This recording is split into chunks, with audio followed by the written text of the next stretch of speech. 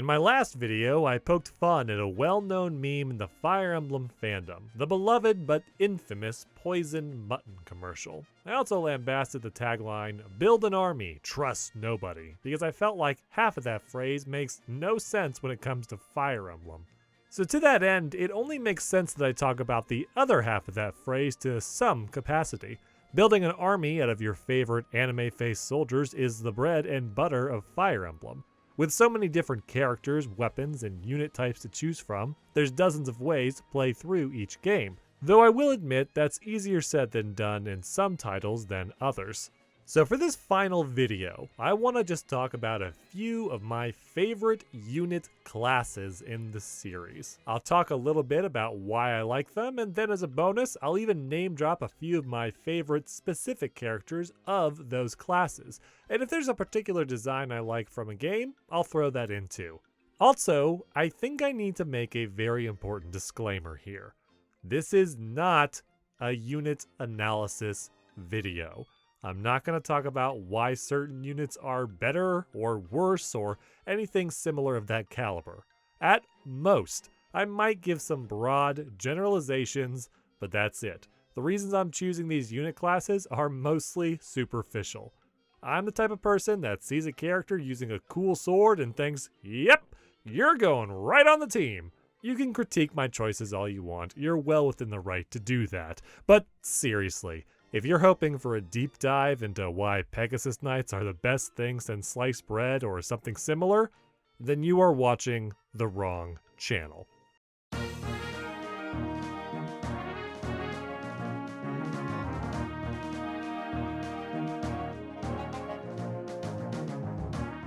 Every game that features enemy armies has to have some sort of rank-and-file grunts, somebody to throw at the player in droves that are both enjoyable to kill, but won't overwhelm players unless they're just not paying attention. And what better class to fit that bill than the literal soldier class? Based on the pikemen of old, soldiers go into battle with their trusty lances, brave hearts, and the knowledge that they are going to get turned into dragon chow for whatever flavor of dragon child that you're sporting this go-around.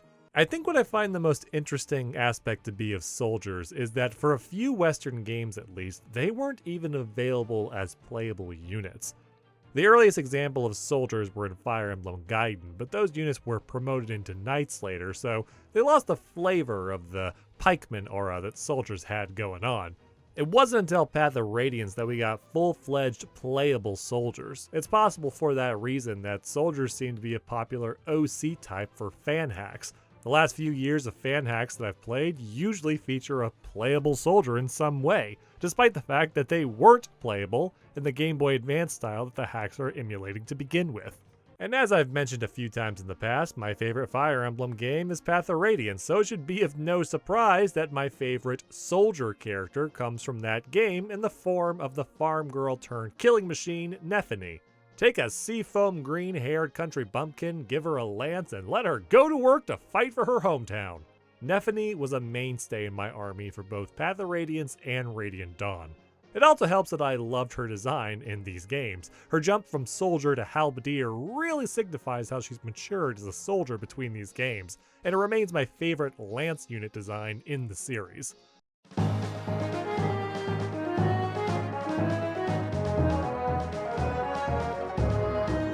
Hey kids, have you ever gotten mad? Like really mad. Like so mad that you just want to rip off your shirt, let your bulging muscles flow, and then go smack an axe into some chump's stupid face? Well, obviously you can't do that in the modern world, but if you lived in a virtual fantasy realm with dragons and waifus, you might be able to qualify as a Berserker, or perhaps an NPC boss that we'll eventually need to kill a few chapters into the game. Berserkers are your typical barbarian-adjacent class when it comes to Fire Emblem. Seriously, they're not complicated or deep, they're big, beefy, and they hit like trucks. Their only real downside is that their defenses tend to be low, but they also have mountains of HP, and really, what better defense is there than taking a really long time to die, right? Berserkers also always felt like one of those classes that just get pigeonholed into enemy classes, just like the soldiers. But actually looking back over the series, there's quite a few playable Berserkers, going all the way back to Binding Blade, and more or less being a series mainstay ever since, with a few exceptions. Namely, Tellius. It's true, there is exactly one playable Berserker in Tellius, and that is Largo. And honestly, that's the main reason I'm mentioning him. My boy Largo shows up about halfway through the game to join your army, and he is the only playable Berserker in Path of Radiance, and then they straight up sidelined him in Radiant Dawn, despite literally everyone else in the game coming back as a playable unit for the sequel. Why'd you guys do my boy dirty like this, huh? You brought back Makalov of all people, but you're not gonna let Largo be playable again? How dare you? I also really love the sprites for the Berserkers back in the Game Boy Advance days. The GBA games had some great unit designs in general, but something about this beefy dude wearing nothing but a helmet with a shadowy face was extremely badass and scary.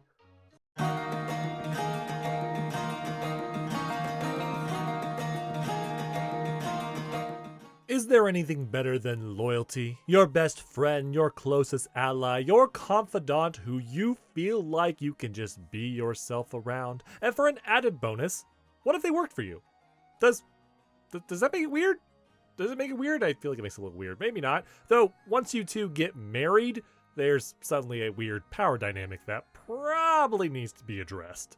Fire Emblem Fates may not have been the best Fire Emblem game in recent years, but I still maintain it was fun in the gameplay department, if not flawed in the character writing and story department. And if there was something I did find quite fun about it, it was how there were so many varied classes brought in that played off pre-existing ones. One of my favorite new additions was the Maid/Butler class, which basically just asked the question, what if your hired custodial staff doubled as ninjas? Honestly, if anyone knows where I can hire ninja maids, hit me up. I imagine they can get those hard-to-reach places with the duster pretty well.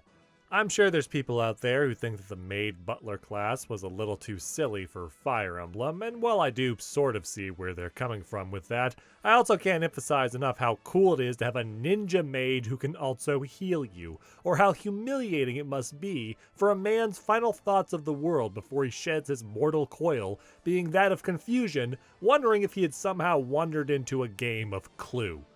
They've never revisited Maids and Butlers since Fates, unfortunately. I was pretty disappointed when I found out that the Three Houses Maid and Butler DLC were just outfits and not new classes. Outfits as fan service are fine, I guess, but personally, I prefer the fan service that gives my units many more interesting ways to kill.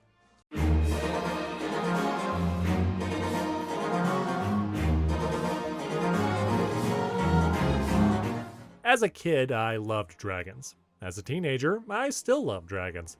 Now, as an adult, I have discovered that there is no magic in the real world and that we shall hurtle slowly towards an oblivion where there are no dragons. But damn it, I still love dragons. I love the concept of wyvern riders in Fire Emblem games because it's a logical progression of how things would go if these types of creatures existed alongside civilization. Since the dawn of time, man has looked out from their grass huts and stone caverns and gazed upon the fauna of the land with a singular thought: I'm gonna ride that. It helps that wyvern knights are also typically very powerful units. I can't think of one off the top of my head that has ever let me down in any capacity. If you give me a dragon-riding knight, I will use them on my team in some way. As a result, I've got quite a few favorite Dracoknights. There's Jill and Har from the Tellius series, of course, Vida from Blazing Blade, Shersh, I don't know how to say her name, don't correct me, and of course the main man Claude himself from Three Houses. Badasses, every single one of them. I feel like you're just required to be a certain level of cool to ride a dragon in this series. Riding a dragon should be enough of a qualifier for that already, but no, it feels like that every character that rides a dragon in Fire Emblem is some sort of badass by default. And sometimes they're even superheroes.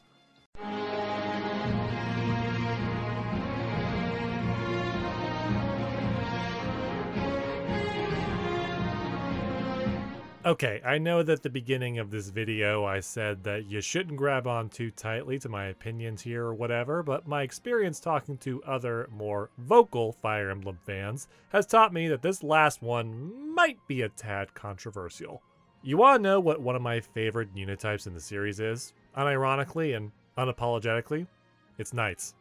Knights, generals, marshals, I love them. I've always been a fan of characters that lumber around in huge sets of plate armor, units that stand by and take hits like nobody's business, units that lug around equally imposing massive weapons that they just clock some unsuspecting schmuck with. 30 guys coming down a hallway, you need to act as a door, bam! Beefcake McMeatloaf parks his shiny metal ass and nobody gets past him.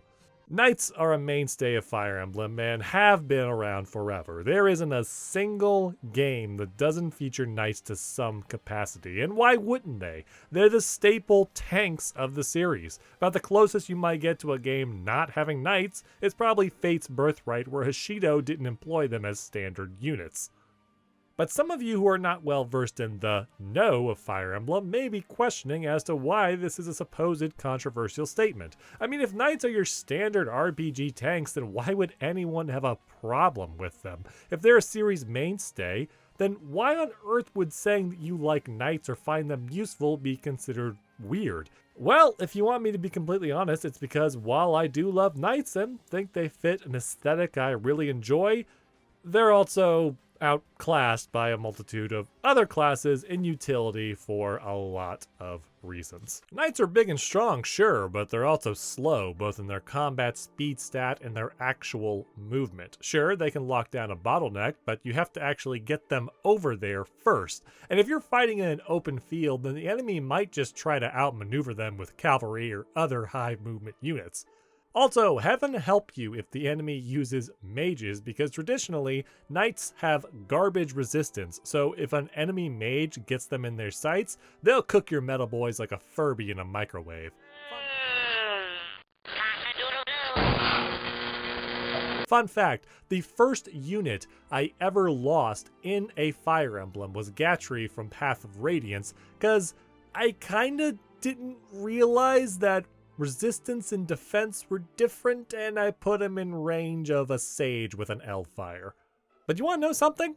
I don't really care. Something I've always found neat about Fire Emblem is that while there are certain units and unit types that just end up being numerically better than their counterparts, if you really like a character or their class, you can find a way to make it work. It's your game. Play it the way you want it to. Just be aware that some methods will require extra work. Some notable knights I've come to love are from Tellius. Are you shocked? Are you shocked yet again that I use a lot of characters from Tellius? It came out of nowhere, I tell ya. Gatry is a go-to because I just find him to be a unit that's useful in both games and has a cool design. Personally, I find him to be the best knight, but opinions may vary. And I'd say my favorite general/marshal is Tarnio, a former general of the Daean army that joined you towards the end of Path of Radiance. The dude decides to turn coat just because he knew Ike's father and is willing to join his former friend's son in his noble quest. And by Radiant Dawn, he is one of the more dominant military minds in Micaiah's army. Yeah, his availability sucks in both games, but I mean, look at this man's mustache. I mean, I'm sorry, nothing else compares. My favorite knight design, however, probably comes from the Game Boy Advance games. The generals in these titles were intimidating steel behemoths, and every time I got to see them attack, my heart would skip a beat. Every movement they make has a huge amount of weight to it to emphasize just all of the metal they're hauling around, and their actual attack animations where they freaking toss their weapons into the guy's face and use a chain to yank it back is just mwah.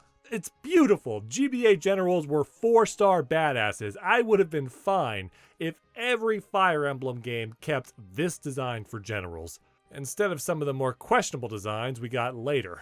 Yeah, I'm looking at you, Kellum. I can see you. I know that's your character shtick, but no, I can see you. I see you and your toilet bowl shoulders. Fire Emblem is a series with a variety of characters, classes, weapon types, and it's the kind of game where, regardless of what kind of RPG archetypes you enjoy, you're sure to find something that appeals to you and something that you want to use.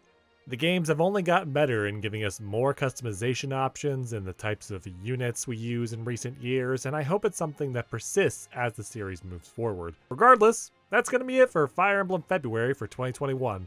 As always, I appreciate you guys watching this series and hope you enjoyed it. If you like these videos, maybe stick around and check out my other stuff too. I'm going to try and make it a point to upload more full-length reviews this year, and I'm also going to stream more, most likely on Saturdays and Sundays. If you want more prompt updates and maybe want to see what other things I'm rambling about, you can also check out my Twitter. There's a link to it in the description. So, until next time, thank you guys again for watching. Please stay safe, wear a mask, wash your hands, do all the common sense things, and I'll see you all next time.